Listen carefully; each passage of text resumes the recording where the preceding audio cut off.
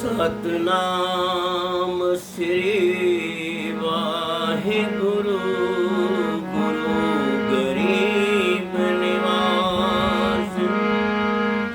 ज्ञान ध्यान किछ कर्म न जाना,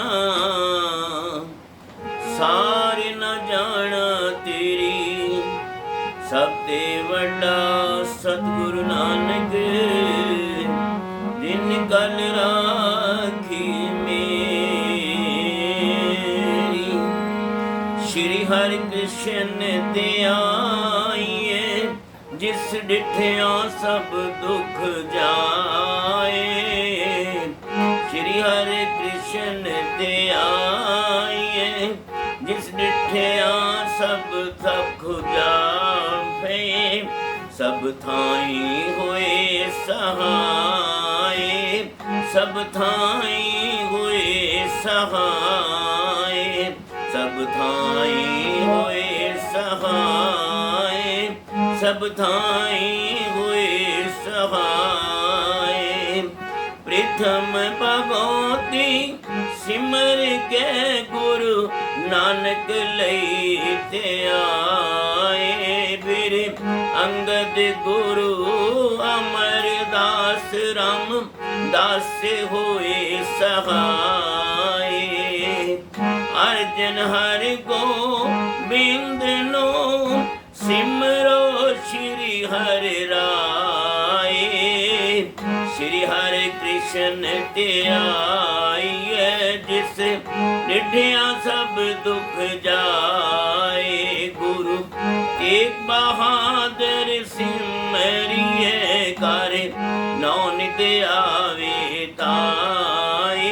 सब थाई होए सहाय, सब थाई होए सहाय। दसवें पातशाह श्री गुरु गोबिंद सिंह, सब थाई होए सहाय। दसवें पातशाह श्री गुरु गोबिंद सिंह, सब थाई होए सहाय। धन धन श्री गुरु ग्रंथ साहिब जी, जिन्हां बोलियां नूं रस्ते लाए। धन धन प्यारी साध संगत, जिन्हां गुरां दे दर्शन पाए। जिन्हां गुरां दे दर्शन पाए, जिन्हां गुरां दे दर्शन पाए। गुरु प्यारी गुरु सवारी साध संगत जी, वाहिगुरु जी का खालसा वाहिगुरु जी की फतेह। आओ साध संगत जी, आप जी के प्यार के सदके ते गुरु की कृपा का प्यार, आप जी की कृपा का प्यार, जिसके सदके महाराज कल जो है महाराज 22 तारीख जो महाराज जी के पावन गुरु हरकृष्ण साहब महाराज जी का प्रकाश उत्सव दिन है। उस निमित्ते जी आज धन धन श्री गुरु हरकृष्ण साहब जी, जो गुरु हर राय साहब जी के साहबजादे ने, और आप जी ने अवतार धारण किया सामणवती 10 नूं बुधवार संबत 1713 बिक्रमे नूं कीरतपुर नगर विच माता कृष्ण कौर जी की कुखों आप जी ने जन्म लिया। और आप जी का जिहड़ा समा है बहुत ही छोटी उम्र ही आप जी ने महाराज जी ने कृपा की। गुरगद्दी का आप जी ने 1713 आप जी का जन्म होया। 5 साल की उम्र के अंदर आप जी ने गुरगद्दी गुरु हरराय साहब जी ने एक गुरगद्दी आप जी ने दे दी। और इन्हां दे नाल 1713 के नाल आप जी 1718 नूं 5 साल की उम्र च गुरगद्दी ते विराजमान होए हो। तो साध संगत जी, इन्होंने होर वक्फा जिहड़ा ज़्यादा समा नहीं, केवल ते केवल 1721 नूं जो हुकूमत औरंगजेब दी सी दिल्ली तख्त ते, जिन्हों ने इन्हों बुलाया सी, वो वार्ता हुण आप जी नाल सांझ पाने आ। तो साध संगत जी, आप जी ज्योति जो समा गए। इन्हों के बड़े भाई साहब राम राय जी, जिन्हों की कथा आप हुणे विचार आप जी नाल सांझ पाने आ। तो गुरु प्यारिओ, आप सब नूं अज के दिन दियाँ लख लख बधाइयां होन। आओ एक बारी फतेह गजा लईए। सारी संगत जिथे जिथे अपने घर बैठ के महाराज इस वीडियो द्वारा आप जी अपने घर बैठ के आनंद माणते हो। साथ जी करियो कृपा दासां ते भी निरंकार कृपा करते रहे। इस नाल तुहाडा साडा मेल संगतां दे नाल तां अपना प्यार तुहाडा सानूं मिलदा रहे और तुहाडे प्यार दे सदके ही ये अरदास भी उपराला करदे कि जो कुछ मैंने दिता है दाते ने तुहाडे तक तुहाडे बच्चों तक पहुँचे ताकि गुरु घर दियां होर महिमा वधन ते आप दे घरां 'च सुख वरतन चढ़दियां कलां ते रहो। एक बार सारे कह दिओ वाहिगुरू जी का खालसा वाहिगुरू जी की फतेह। साध संगत जी गुरु हरकिशन साहब जी दे वड्डे भरा राम राय जी क्योंकि गुरगद्दी दे मालक हैं पहले नंबर ते हैं पर कारण की बनया कि इन्हां नूं एक बारी दिल्ली बुलाया गया और दिल्ली दे राजे ने औरंगजेब ने बुलाया तो गुरु घर की महिमा गाण वास्ते पूछया बई किस तरह है तो इन्हां दा ठिकाना जाके मजनू टीले बनया। मजनू टीले आपके दिल्ली रहे आप जी पर इत्थे जदों आप जी उन्हां दे दरबार जांदे ते उत्थे जाके गुरु घर दीयां गल्लां पुछियां जांदियां बड़े प्यार नाल आप जी दसदे पर पिता जी ने इन्हां नूं सीसां दित्तियां सन। गुरु हरराय साहब जी ने कि असीं नहीं जा सकदे बादशाह होण दे नाल असीं इन्हां नूं नहीं मिल सकदे तो इस कारण वास्ते राम राय जी नूं भेजा गया। आप जी नूं ये आशीर्वाद दिता कहण लगे मेरे को इतना नहीं होना कहण लगे जो बुलाएगा निरंकार बुलाएगा ये साड़ियाँ असीसां ने। इत्थे आके इन्हां कुल मिला के बहुत गुरु घर की महिमा गाई पर एक दिन ऐसा आया कि उत्थों के सेवादारां ने औरंगजेब नूं कहा कि इन्हां दे ग्रंथ विच की लिखिया होया है पोथी परमेश्वर का थान की लिखिया मिट्टी मुसलमान की पेड़े पई कुम्यारे घड़ भांडे ईटां किया झड़झड़ करे पुकार। तो कहण लगे इन्हां कोल पुछो ये लिखिया क्या तो इनू किस तरह का लिखिया गया तो इन्हां नूं बड़ा सारा खर्चा भी वो देंदे सन औरंगजेब वालों खर्चा मिलता सी और बहुत ज़्यादा तो ऐशो आराम के सारे साधन इन्हां कोल सन। तो इन्हां ने रात विचार करके सवेरे जवाब देना सी।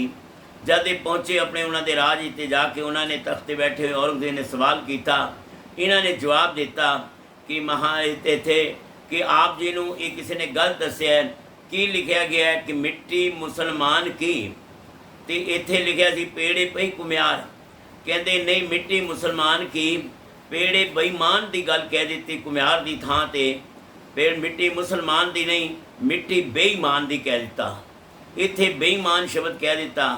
ये जब पता लग्या गुरु हरराय साहब जी नूं तो उन्होंने कहा अज तो बाद मेरे मत्थे ना लगना। इस करके ये उत्थे रहे बहुत चाले पाते रहे पर ये नहीं पहुँच सके उत्थे कीरतपुर। तो साध संगत जी हरराय साहब जी जदों अंतिम समा आया जो जल में जल आए खटाना त्यों ज्योति संग जोत समाना सूरज किरण मिली जल का जल हुआ राम। तो ये जान लगे उस वेले गुरगद्दी 1718 के अंदर गुरु हरकिशन साहब जी नूं 5 पैसे ते नारियल रख के आपने मत्था टेकिया संगतां नूं मत्था टिकाया तो आप ज्योति जोत समा गए। तो साध संगत जी इस तरह गुरु हरराय कृष्ण जी गुरगद्दी ते बैठे पर सहन कित्थे हुंदा है राजियां नूं ते राम राय नूं भी सहन नहीं होया कि गद्दी दा मालक ते मैं सां।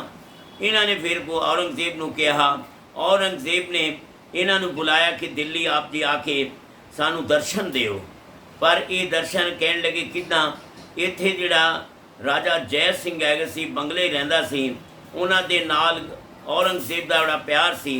उन्होंने इन्हां नूं जिक्र किया कि असी हरगोबिंद हर राय कृष्ण साहब जी के दर्शन करना चाहते हैं तो उन्होंने कहा कोई नहीं असी बुला देने तद हरकृष्ण साहब जी नाल भी राजे ते राणी का बड़ा प्यार सी जय सिंह का। इन्हां ने भी संदेशे भेजे तो आप जी नूं दिल्ली बुलाया तो इत्थे मातावां कहण लगियां संसार दी कि आप जी ना जाओ कहंदे नहीं असी जावांगे।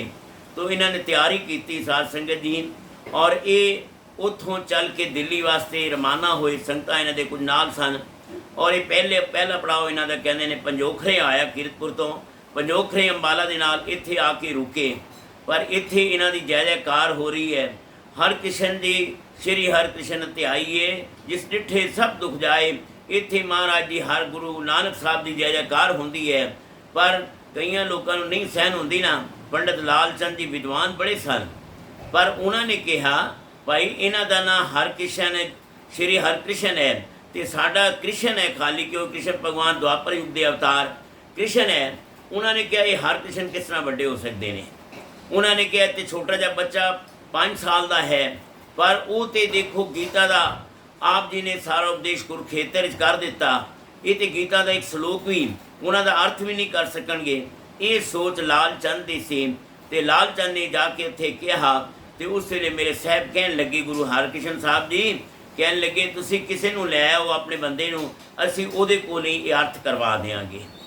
तो इन्हों ने की किया, पंडित लाल चंद जी ने इत्थे एक छज्जू चीवर रहिंदा सी, कहंदे ने बोलदा घट सी, कई इतिहासां लिखिया बोलदा नहीं सी, पर उन्होंने लैके आए। तो जो महाराज जी को लैके आए, महाराज ने कहा इन्होंने स्नान कराओ, सोहने वस्त्र पवाओ, वस्त्र पहनाए गए और उत्थे पंजोकरा आप जी आपने जो आसन दिता, वो आसन ते गुरु साहब हरकृष्ण साहब जी बैठे सन। संगतां हूम आके दर्शन कर रही हैं, असीसां लै रही ने, मेरे प्यार लै रही ने गुरु साहब जी का। तो साध संगत जी इत्थे छज्जू चीवर नूं इशनान पानी करके सोहना बना के बिठाया। तो हुण पंडित जी कहंदे ने बोलदा तो है नहीं, की बोलेगा। तो महाराज ने कहा भाई तैयार हो। तो इधरों पंडित जी नूं कहण लगे, पंडित जी तुसीं सवाल करो, तुहाडा सवाल तुहाडा जिन्हों लैके आए छज्जू चीवर नूं ये देगा। तो उस वेले महाराज ने कई थां ते लिखिया कि स्टिक जिहड़ी छड़ी सी बाबा जी कोलों छोटी जी, वो कहते सिर ते रखिया, पर एक थां ते मैं पढ़िया कि पिठ ते रखी। खैर कहण दा पाओ वो छड़ी गुरु की कृपा वो जिहड़ी है इन्हां नूं मिली। जदों पंडित जी ने सवाल किए तो प्रश्न वो किए, तो वो जिहड़ी बाणी गीता की पढ़ी, श्लोक पढ़े, तो उहदे अर्थ छज्जू चीवर ने बहुत सारे दसे।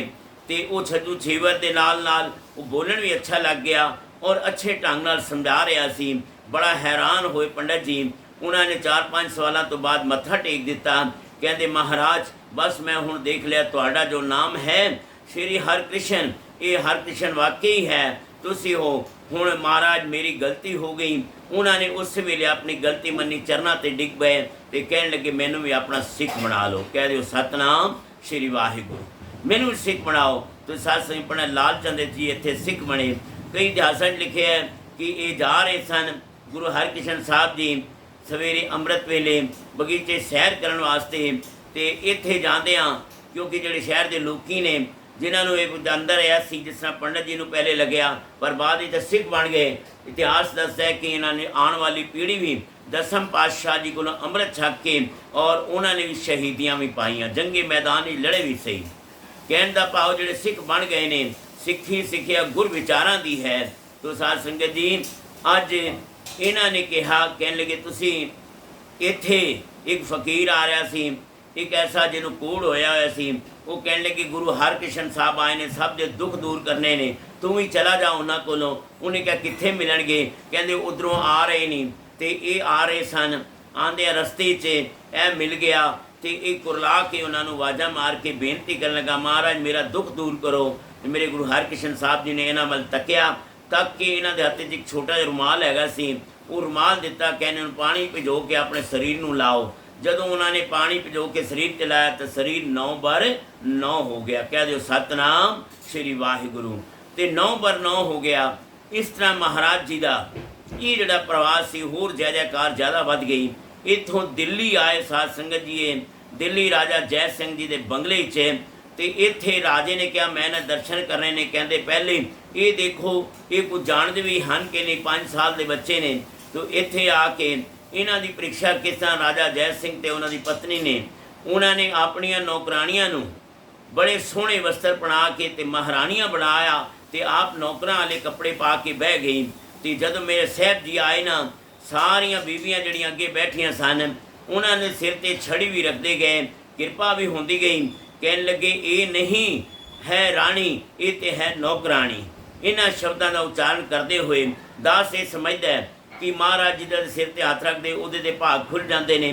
नतमस्तक जदों होने असीं यही चाहते सानूं थापड़ा मिले गुरु ग्रंथ साहब के चरणों च, असीं यही सारे चाहते हैं अज का टाइम भी। तो महाराज ने सब दी ऐसे गोदी राणी की गोदी जाके बैठ गए। कहने लगे ये नहीं है नौकरानी, ये तो है राणी।